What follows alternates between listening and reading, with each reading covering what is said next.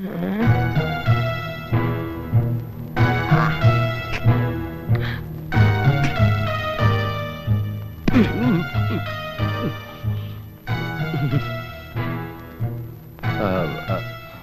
മനസ്സിലായില്ല? ഞാൻ നന്ദനവർമ്മ. എങ്ങനെ വർമ്മ? നന്ദനവർമ്മ, കൊല്ലപ്പെട്ട തമ്പുരാട്ടിയുടെ ഇളയ സഹോദരൻ.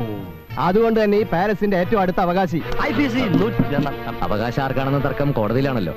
സാർ വന്നത് ഇവിടെ എല്ലാം കൃത്യമായി നടക്കുന്നുണ്ടോന്ന് അറിയാൻ. 2 പഴയ ക്ലോക്കുകൾ കൃത്യമായി നടക്കുന്നില്ല, ബാക്കിയൊക്കെ കൃത്യമായിട്ട് നടക്കുന്നുണ്ട്. എനിക്ക് അവകാശമുള്ള മുതലിനെ കുറിച്ച് എനിക്ക് ആദ്യം കാണാതിരിക്കോ? റിസീവർമാര് ഭരിച്ച് നന്നാക്കിയ ചരിത്രമല്ല, നശിപ്പിച്ച ചരിത്രം എന്ന് വരെ കേട്ടിട്ടുണ്ട്. അങ്ങനെയുള്ളവർ കാണും, പക്ഷെ ഞങ്ങൾ അത്രക്കാരല്ല. We are mister cleans. ചക്കരക്കുടം കണ്ട അരിക്കാത്ത ഈച്ചകളുണ്ടോ? അരിക്കാത്ത ഈച്ച ആഫ്രിക്കയിലുണ്ട്, മണിയനീച്ച. ഉർമീസേ ഇല്ലേ? എന്തെങ്കിലും അവിഹിതം നടന്നു എന്നറിഞ്ഞാ ഞാൻ വേണ്ടത് ചെയ്യും. മഹാദേവർമ്മയ്ക്കും നാരായണക്കുറുപ്പിനും മാത്രമല്ല, എനിക്കും ഉണ്ട് മുകളിൽ പിടി.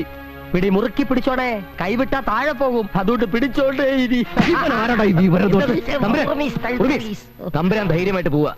നിങ്ങൾ അവകാശികൾ ഭരിക്കുന്നതിനേക്കാൾ ഭംഗിയായിട്ട് ഞങ്ങൾ ഭരിക്കും, ലാഭം ഉണ്ടാക്കും. അത് സർക്കാരിലേക്ക് ഒരു പൈസ പോലും വെട്ടിക്കാതെ അടക്കുകയും ചെയ്യും. അങ്ങനെ തന്നെ നടന്നാ കൊള്ളാം. അല്ലെങ്കിൽ ഇപ്പൊ ഞാൻ ഇറങ്ങാം. ഇനി എപ്പ കേറും? അയ്യോ കർത്താവേ! Thank you sir. അനന്തം പറഞ്ഞോണ്ടേ നടക്കുന്നു, ഇല്ലെങ്കിൽ നന്ദനവർമ്മയുടെ സുന്ദരമർമ്മം ഞാൻ ഇടിച്ച് പിഴിഞ്ഞു കലക്കും. ഒന്നും മിണ്ടാതിരിയടാ മഞ്ഞപ്രകാരം മാപ്പിളെ. ഒന്നുമില്ലെങ്കിൽ അവർ ഈ കൊട്ടാരത്തിന്റെ അവകാശികളാ. രാജഭരണമൊക്കെ പോയെങ്കിലും അവർ ചെയ്തിട്ടുള്ള നല്ല കാര്യങ്ങൾ നമ്മൾ ഒരിക്കലും മറക്കരുത്. So we have to respect them. Sorry sir. നിന്റെ ഒരു ഒടുക്കലത്തെ പഴം.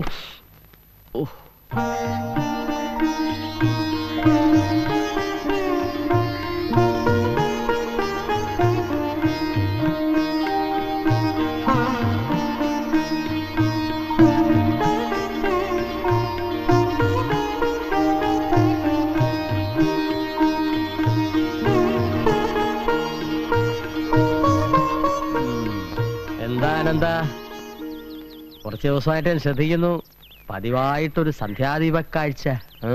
സന്ധ്യാ നേരത്ത് ഐശ്വര്യമുള്ളൊരു പെൺകുട്ടി നിന്ന് ദീപം തെളിക്കുന്നത് കാണാൻ തന്നെ ഒരു ഐശ്വര്യമാണ്. മെഴുകുതിരി വെളിച്ചം മാത്രം കണ്ട് ശീലിച്ച നിന്നോടൊന്നും പറഞ്ഞിട്ട് കാര്യമില്ലടാ മരങ്ങോടം മാപ്പിളെ.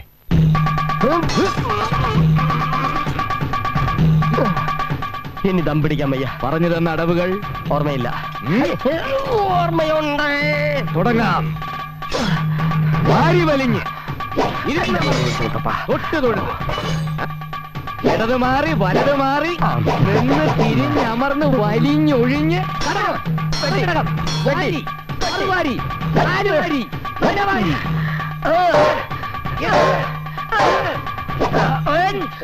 ഈ അടവ് പറഞ്ഞു തന്നിട്ടില്ല. ഇവിടെയോ ഞാൻ സ്വല്പം നേരത്തെ ഒഴിച്ചതാ.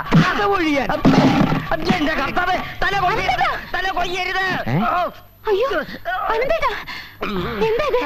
എന്റെ കർത്താവേ, അങ്കക്കലി മൂത്ത് തല കൊയ്യാൻ നിന്നപ്പോഴാണല്ലോ സുഗന്ധി വന്ന് തലയിട്ടത്. നീ പേടിച്ചു പോയോ?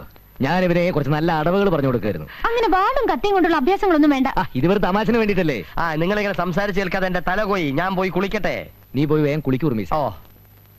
അതെ ഉർമീസേ, 2 ചായയും കൂടി എടുത്തോ.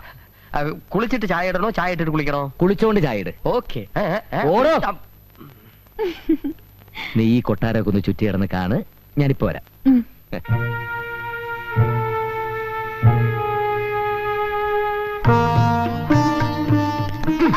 എങ്ങനെയുണ്ട് കൊട്ടാരൊക്കെ ചുറ്റിക്കണ്ട? അയ്യോ, ഇത്രയും വലിയ കൊട്ടാരത്തില് അനന്തേട്ടൻ ഒറ്റയ്ക്കാ താമസിക്കുന്നേ? എന്റെ കൂടെ പിശാശുണ്ട്. ചായ റെഡി. വിളിച്ച് കൂവണ്ട, ഹോട്ടലല്ല. നിന്നോട് ആരാ കൊണ്ട് ചായ കൊണ്ടുവരാൻ പറഞ്ഞത്? വക്കീലല്ലേ പറഞ്ഞ ചായ ഇട്ടുകൊണ്ടുവരാൻ? ഇടാനല്ലേ പറഞ്ഞല്ലോ, കൊണ്ടുവരാൻ പറഞ്ഞില്ലല്ലോ. ചായ ഇടാൻ പറയുമ്പോഴാണ് കൊണ്ടുവരാൻ പറയുമ്പോ കൊണ്ടുവരണം. എനിക്ക് രോഗം മനസ്സിലായി. ഞാനിപ്പോ കൊട്ടാരത്തിലെ കട്ടുറുമ്പായി മാറിയല്ലേ? സാറേ, കണ്ണാടി നന്നായാൽ ചങ്ങാതി വേണ്ടാത്തൊരു ചൊല്ലുണ്ടറിയോ? അയ്യേ, ഈ ചായയിൽ എന്തോ സോപ്പ് ചോദിക്കുന്നുണ്ടല്ലോ. കുളിച്ചോണ്ട് ചായ ഇട്ടാ പിന്നെ സോപ്പല്ലാതെ സോഡ ചോദിക്കൂ. ഞാൻ വക്കീലും.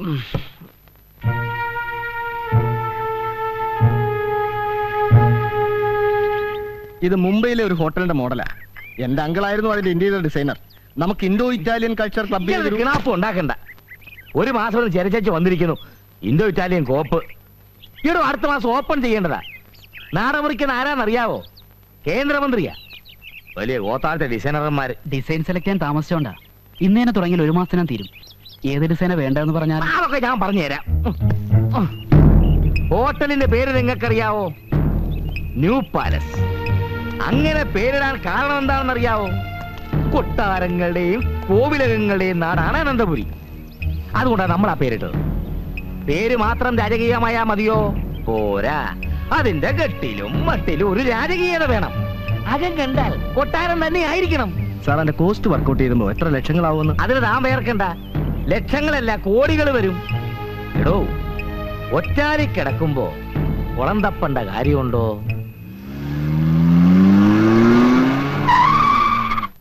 കണക്കൊക്കെ ഇന്ന് തന്നെ അഡ്മിനിസ്ട്രേറ്റീവ് ഓഫീസറെ ഏൽപ്പിച്ചേക്കണം. ഓഹോ. എടാ കള്ള, പട്ടാപ്പാടി നിലവിളക്ക് വെക്കുന്നോ? തന്നോട് ആര് പറഞ്ഞു ഇതിനകത്ത് അനുഭവം ചോദിക്കാതെ കയറാൻ? എന്റെ അമ്മാവനാ. അല്ല, യവൻ കരുതി പല രാജാവുമായിരിക്കുന്നല്ലേ? അല്ല, കൊട്ടാരം വിദൂഷകനാണെന്ന് വിചാരിച്ചു. ഇവനാരാ? മനസ്സിലായില്ല. എന്റെ ഗുമസ്തനാ ഉർമീസ്. എനിക്കൊരു സഹായത്തിന് ഞാനിവിടെ ഒറ്റയ്ക്കല്ലേ, പിന്നെ ആശാൻ നല്ലൊരു കുക്കും കൂടിയാ. കുക്ക് നിന്റെ ഈ അമ്മാവന്. എന്താ പറഞ്ഞേ? ഈ ബുക്ക് അമ്മാവന് കൊടുക്കട്ടെ ചോദിച്ചാ? അമ്മാവൻ വന്നിട്ട് ഒരുപാട് നേരമായോ? ആ, ഞാൻ വന്നിട്ട് കുറച്ചു നേരമായി. വന്നപ്പോ നിങ്ങളെ ആരും ഇവിടെ കണ്ടില്ല. എന്നാ പിന്നെ ഈ കൊട്ടാരൊക്കെ ചുറ്റിടന്ന് കണ്ടേക്കാവുന്നത്. കണ്ടിടത്തോളം എങ്ങനെയുണ്ട്? കണ്ണു തള്ളിയോ? പറഞ്ഞു കേട്ടതിലും ഗംഭീരം, അത്യുഗ്രൻ. എല്ലാം നല്ല ഉരുപ്പടികളാണ്. ഈ മച്ചൊക്കെ പഴയ തേക്കിന്റെ കാതല. ഈട്ടിയാ? ഈട്ടിയാണോ? ആ, ഞാൻ പറഞ്ഞില്ലേ ഈട്ടി തന്നെ ആയിരിക്കും. പിന്നെ ഇങ്ങനെയൊക്കെ ഉണ്ട് ഭരണം. കുഴപ്പമില്ല, ഈ മാസം നല്ലൊരു തുക സർക്കാരിലേക്ക് അടയ്ക്കാൻ പറ്റുന്നതാണ് തോന്നുന്നത്. അപ്പൊ എന്റെ ശുപാർശ മോശമായില്ല. വരുമാനം ഇനിയും വർദ്ധിപ്പിക്കണം. അത് നമുക്കൊരു അന്തസ്സാ. ഞാനുമായിട്ട് ഈ സ്ഥാനത്തിന് പിടിവലി ഉണ്ടാക്കിയവന്മാരുടെ മുഖത്ത് നോക്കി എനിക്ക് 4 വർത്തമാനം പറയണം. ആ, ഞാനും അതിനു വേണ്ടിയുള്ള ശ്രമത്തിലാണ് അമ്മാവ. ഞാനും. നീ ശ്രമിക്കണ്ട. ഇല്ലേ, ഈ ഒരു ചായ ഇട്ടുണ്ടോ? അമ്മാവന് പോകാൻ ധൃതിയുണ്ട്. വിത്തൗട്ടല്ലേ? കണ്ടാൽ അറിയാം വിത്തൗട്ടാണെന്ന്. കാണാൻ ഇല്ലാത്ത സമയമുണ്ടാക്കി ഞാനിപ്പോ ഇങ്ങോട്ട് വന്നത് നിന്നോട് വിശദമായിട്ടൊരു കാര്യം സംസാരിക്കാനാ. ഇനി അതങ്ങോട്ട് വെച്ച് കിട്ടിക്കൊണ്ട് പോകേണ്ട കാര്യമൊന്നുമില്ല. ശരിയാ, ഞാനത് അങ്ങോട്ട് പറയണമെന്ന് വിചാരിച്ചിരിക്കുകയായിരുന്നു. സുഗന്ധി എന്ത് പറഞ്ഞു അമ്മാവ? ഇത്തരം കാര്യങ്ങളെ പറ്റി അവളോട് അഭിപ്രായം ചോദിക്കേണ്ട കാര്യമൊന്നുമില്ല. ഞാൻ ഈ ചെയ്യുന്നൊക്കെ അവൾക്ക് വേണ്ടിട്ടല്ലേ. അവൾ എതിർപ്പൊന്നും പറയില്ല. ചായ റെഡി. ചൂട് ലേശം കുറവാ. ആ, അസല് ചായ, നല്ല കൈപ്പുണ്യം. ഈ തിരുവായ്മൊഴി മുദ്രപത്രത്തിൽ എഴുതി തരാവോ? ഗുമസ്തപ്പണി ഇല്ലെങ്കിൽ അവിടെ ഒന്ന് കുക്കായിട്ടെങ്കിലും നിൽക്കാമല്ലോ. അപ്പൊ നമുക്ക് എപ്പോ ആലോചിക്കാം.